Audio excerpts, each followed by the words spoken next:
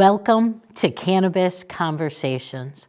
My name is Nancy Nurge, and I'm a cannabis nurse practitioner, along with Sherry Peabody, another nurse practitioner who focuses on cannabis. We have our practice enrolling patients so that they can manage many symptoms of life, including pain, inflammation, anxiety, and insomnia with medical marijuana. I'm recording this video for you, those who just want a basic understanding of cannabis and how it can help manage symptoms of pain, anxiety, or just getting older. When I hear, I am too young to feel this old, as a nurse, I want to help. And I have found cannabis helps.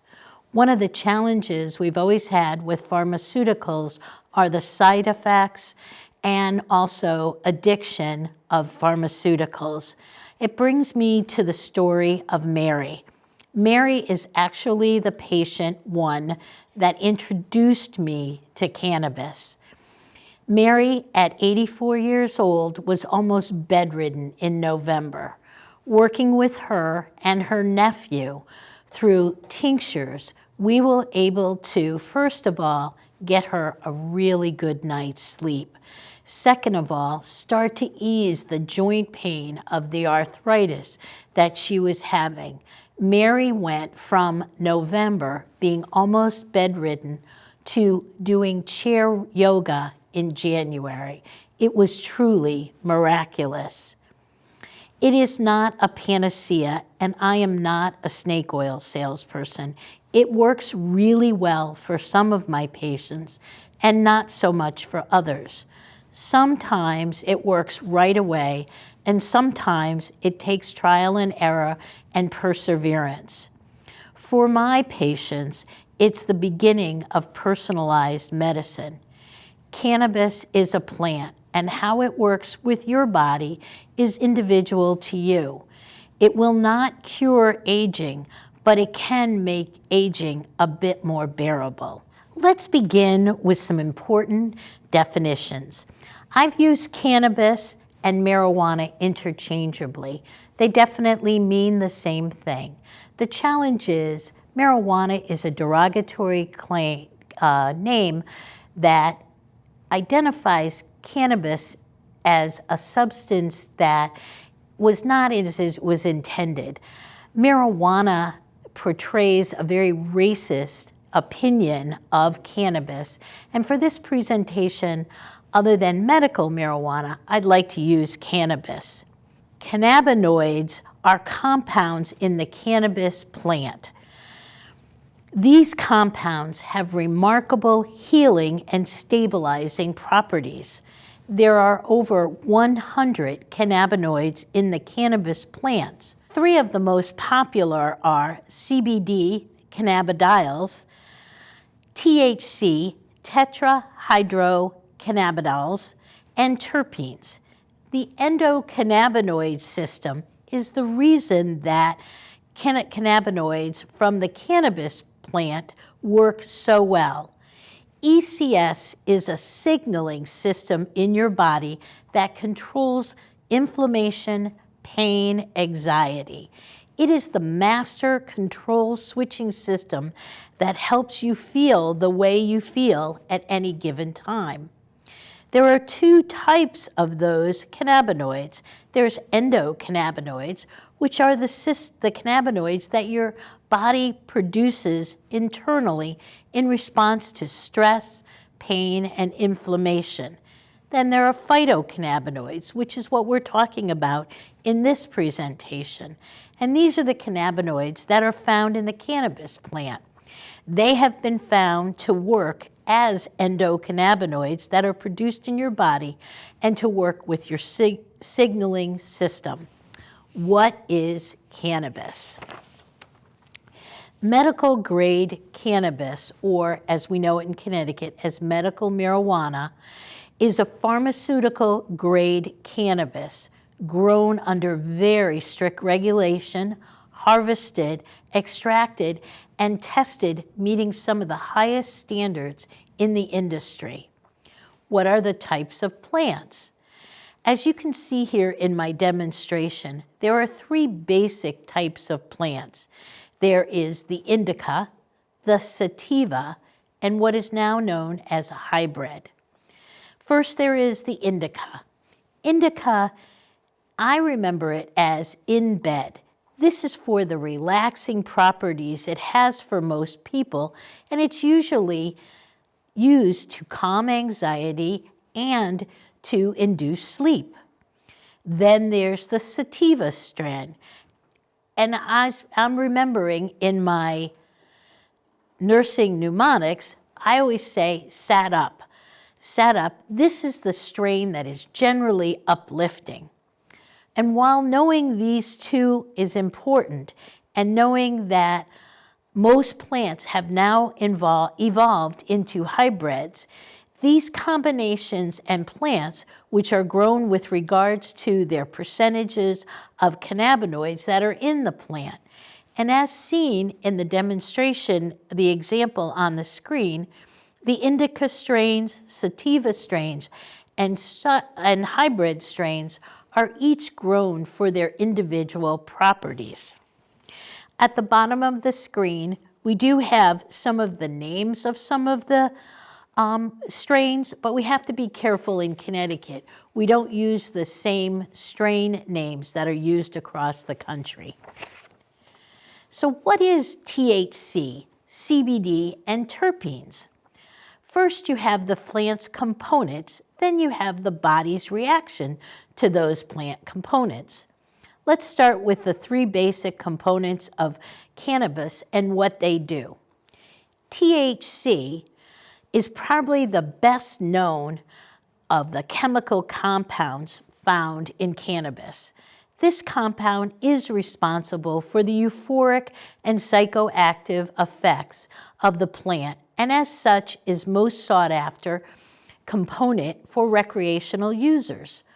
Apart from the recreational effects, THC has a wide array of applications as medicine. It is often used to ease the pain and nausea that comes with cancer treatments and can help with the management of chronic pain. Studies have also shown that it may be able to delay the progression of ALS as well as ease painful symptoms of multiple sclerosis. CBD has become nearly as well known as THC in recent years, largely due to CBD's effectiveness as a medicine. One of the main benefits as a treatment is that it is not psychoactive, make it more appealing to a number of patients than THC. CBD acts as an anti-inflammatory and antipsychotic that can also help control nausea. The compound is already being used to treat arthritis and mood disorders and has also been shown with great potential for cancer treatments. So that leaves us, what are terpenes? Terpenes are the essential oils of the plant. They give cannabis its vast range of flavors and aromas such as pine, citrus, and musk. But in addition to stimulating the senses, terpenes could also play an important role in what researchers call the entourage effect. This is the idea that the effects of a strain depend not just on the THC content, but also its synergies with all the other cannabinoids such as CBD and along with its terpene profile. So what this means to me is the whole is greater than the 3 sums on how it works for you. Considering there are over 400 compounds unique to the cannabis plant, these 3 only scratch the surface. With a greater access to the plant and the ability to conduct proper studies, we will be able to learn more about the chemistry of cannabis and what other medicinal properties it can be used for. So that begs the question, how does cannabis work in my body. Here I want to introduce you to the endocannabinoid system, or what's commonly known as ECS. Among the many internal communication systems that exist in our body, there is an important and powerful one first identified in 1980s. This was identified when they first tried to find out, why does THC make us feel the way it does? It's called the endocannabinoid system, and it's named for the plant that led it to its discovery. The ECS is involved in the entire body. It plays a key role in creating and keeping wellness. It affects our organs, immune systems, and nervous systems. By understanding this system, we can begin to see how the mechanism that could connect the brain activity and the states of physical health and disease. Within the ECS, there are two types of receptors. CBD1 are primarily found in the brain and the spinal cord. CBD2 is found throughout the body. This brings us to, what is the role of the ECS? In our body, the purpose of the ECS is to keep us at a baseline function called homeostasis. Our bodies like to remain in a healthy state, but the daily events and challenges of life can be stressful. The ECS registers when certain body systems respond to stress or injury by going into a higher gear that can add strain to our resources. So then the ECS is activated. It manufactures endocannabinoids. Back to our definitions, your body actually has the ability to produce its own cannabinoids that can ultimately return the body to baseline resting state, which all parts work together in balance and harmony. Our internal cannabinoids help us survive in a quickly changing and increasingly hostile environment. Medical cannabis with THC, CBD, and terpenes and other compounds work with the ECS to bring the body back in balance. That's where the beauty is. The entourage effect is when cannabinoids in cannabis work together with your body to produce the effect you're looking for, whether it's pain relief, stress reduction, or even just a good night's sleep. As you can see in this illustration, CBD1s are located mostly within the brain and the spinal cord. The CBD2s are located throughout the body. One of the biggest concerns my patients express to me is, I don't want to get high. With this in mind, I'm going to explain how cannabis gets you high and how it works with the plant how to work with the plant to get the results you want without getting high. THC is the compound in cannabis that gets you high. Remembering that you have receptors in your body in the endocannabinoid system, these receptors bind with THC in a lock and key fit, as shown here in my illustration. That feeling of getting high is when THC locks with the CB receptors and forms that lock and key. The THC level matches with your level of these receptors, and it's how individual responses to cannabis happen. The higher level of THC and the amount of your receptors, the greater the feeling of getting high. The good news is that CBD has the ability to block the lock and key of your THC receptors. When cannabis you use has a higher level of CBD to THC, this perfect fit doesn't work as well, producing the results without the feeling of getting high.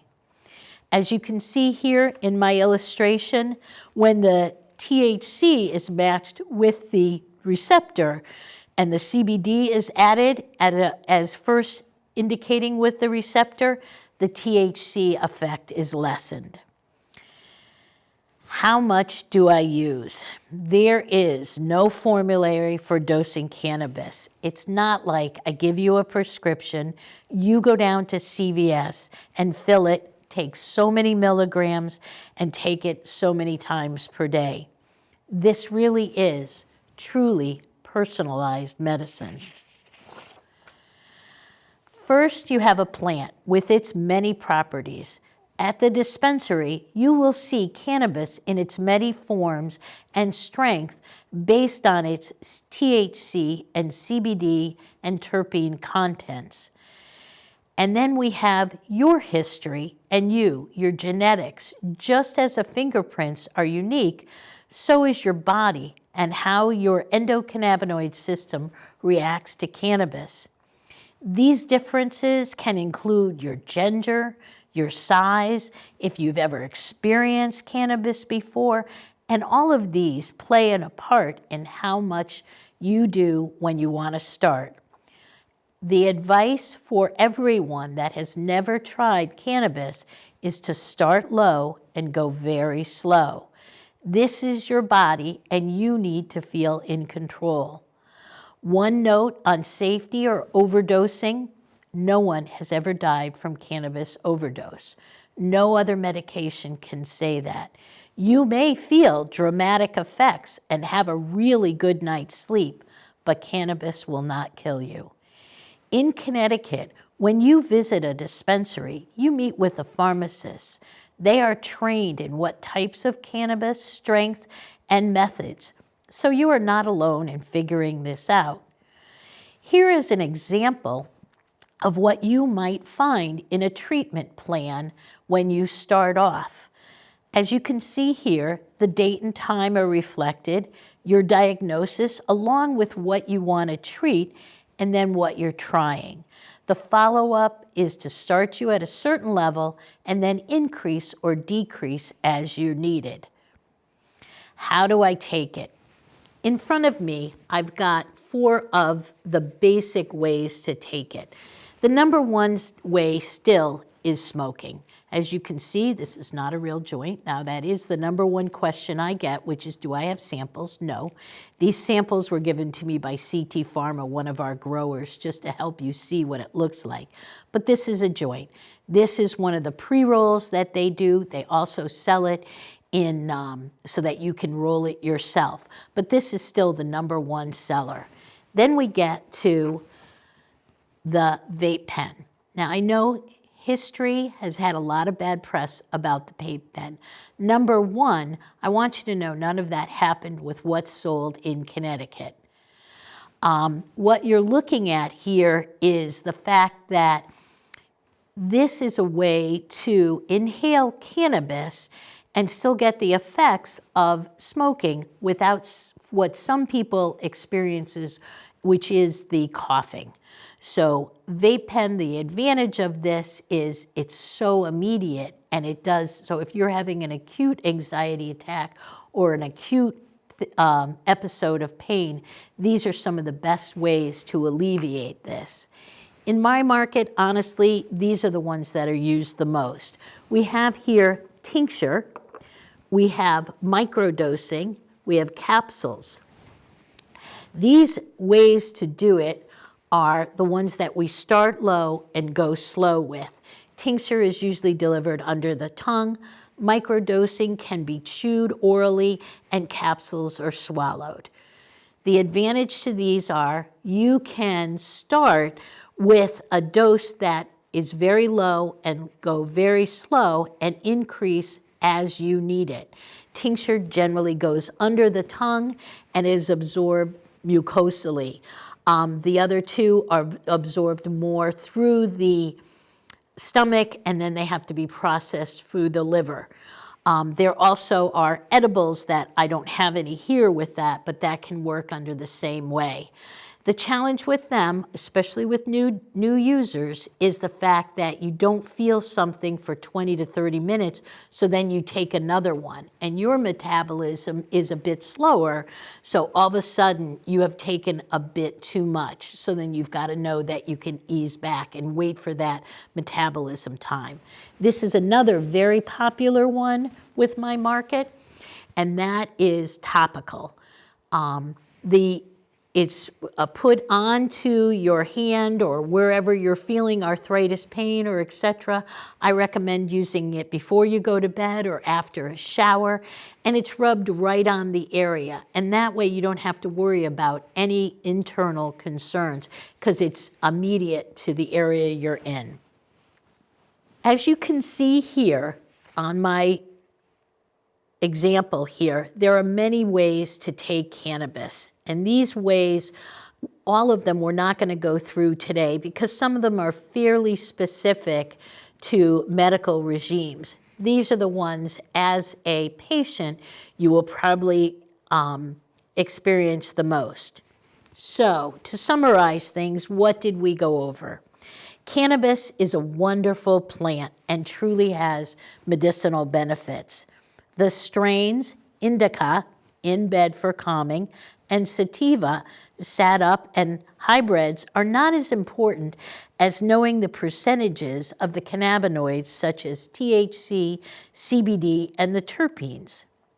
You met your endocannabinoid system, and you know that your body produces cannabinoids, and cannabis can support this system and bring your body back into balance. We know that cannabis affects you and your system as individual as you are. We know that you're going to start low and go slow as indicated by how your body responds to that. If you'd like more information about cannabis, please go to our website at www.hopeandhealingct.com. We'll have this video there as well as other videos to support your educational process. I also recommend that you go online to a company called Leafly, LEAFLY.com, and healer.com, HEALER.com. These are in no way all the good information that's out there. These are just two that I have found helpful. What does the future hold? If I had one wish for all of us, is that the federal government change cannabis, marijuana, from a Scheduled 1 to either unscheduled or a schedule that we can do research on. The government is stating that cannabis is highly addictive and has no medicinal benefits. Research has shown this is not highly addictive and it does have medicinal benefits. Opening this up would be the greatest asset to allow us to do research so that we can explore cannabis and how it works for you. We also must expand the medical diagnoses that are indication for using cannabis. Too many patients are medicating or self-medicating with detrimental effects because some of their issues are not listed, especially in the psych realm, on our list of acceptable diagnosis. I want to say a thank you to CVC and the staff here for allowing me to come into their studio and do this for my patients and for anyone else out there that would like to be more educated about the way cannabis works. Thank you for joining me today, and I look forward to talking to you on many more of these informational agendas. Thank you.